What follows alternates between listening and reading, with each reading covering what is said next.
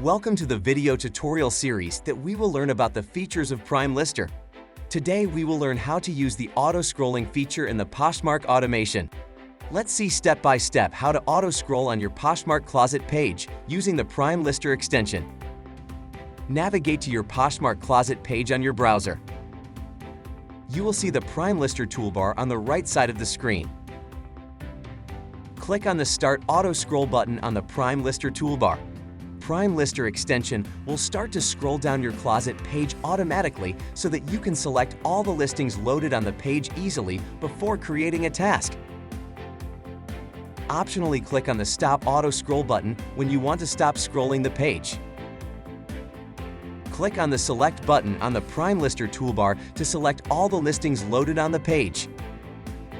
That's how easy it is to auto-scroll on your Poshmark closet page before creating a new task using Primelister.